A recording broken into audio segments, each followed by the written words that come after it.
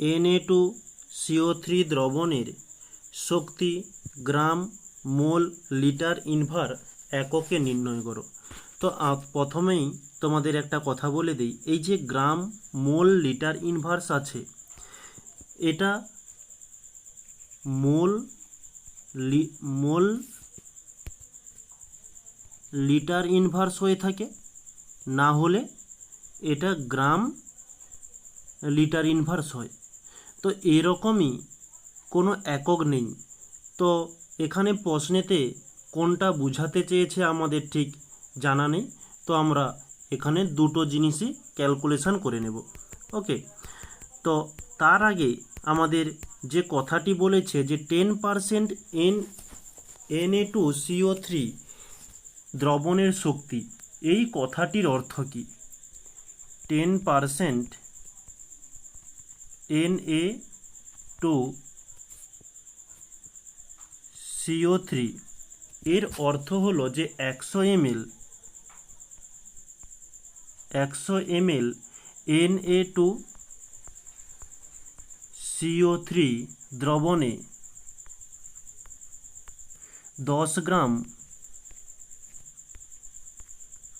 Na2CO3 দ্রবীভূত থাকে।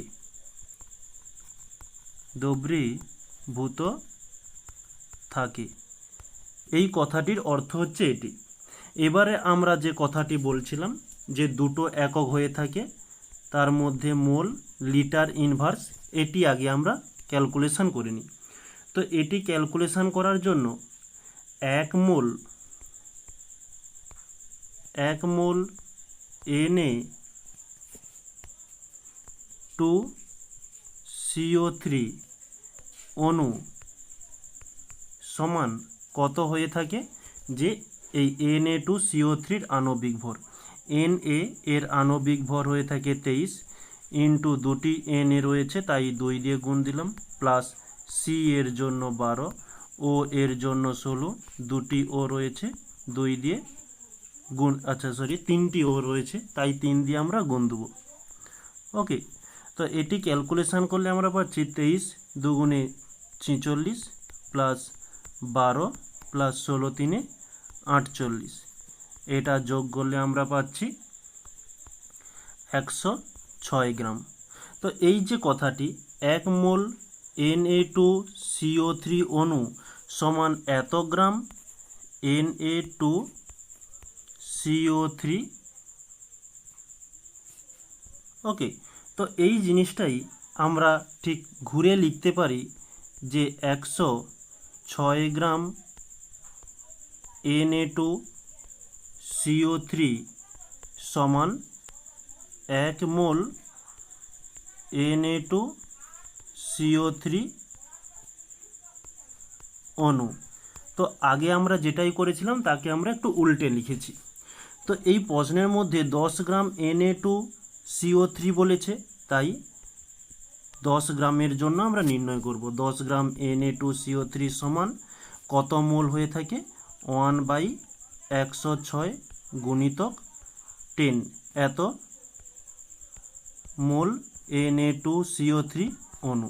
তো এটা আমরা ক্যালকুলেশন করছি না, রেখে দিচ্ছি, আর এরপরে যে ক্যালকুলেশনটা আছে সেখানে আমাদের সুবিধার জন্য। নেক্সট পরবর্তীতে আমরা এটা লিখতে পারি যে 100 ml জলীয় দ্রবণে 100 ml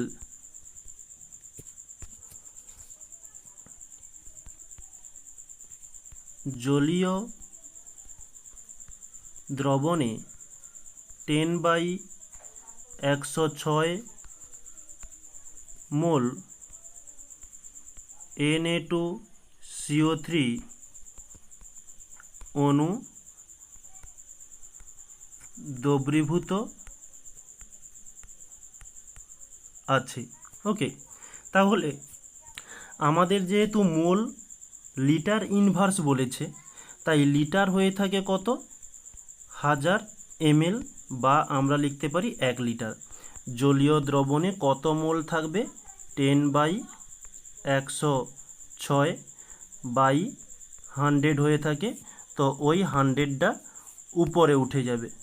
ওকে, 100 ইন্টু এদিকে 1000 লিটার, যেমন রয়েছে তেমন 1000 চলে এলো।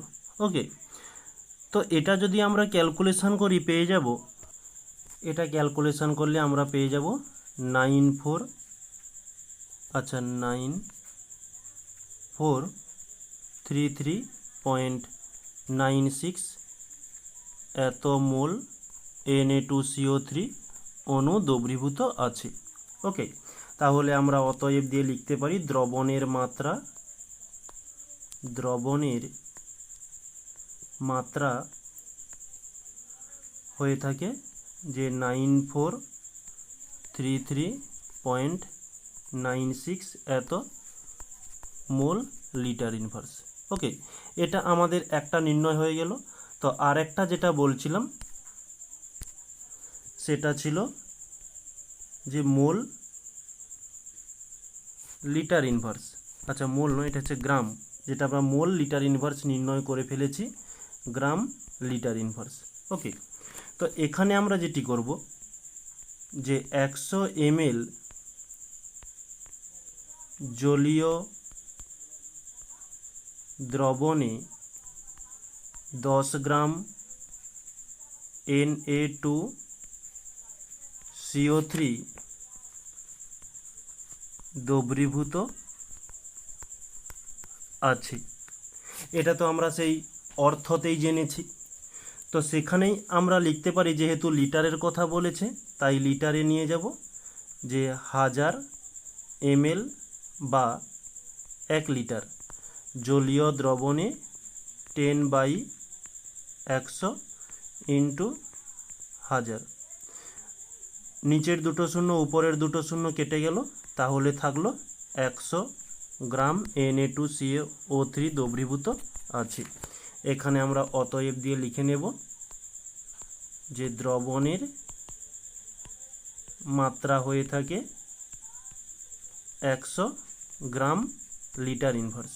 তো এটি তোমাদের বলা হয়েছিল প্রশ্নের মধ্যে, যেখানে এই যে বলেছে গ্রাম মোল লিটার ইনভার্স, গ্রাম লিটার ইনভার্সে একবার নির্ণয় করেছি আর একবার মোল লিটার ইনভার্সে নির্ণয় করেছি, তাহলে আমাদের অ্যান্সার হয়ে যাবে এই দুটো।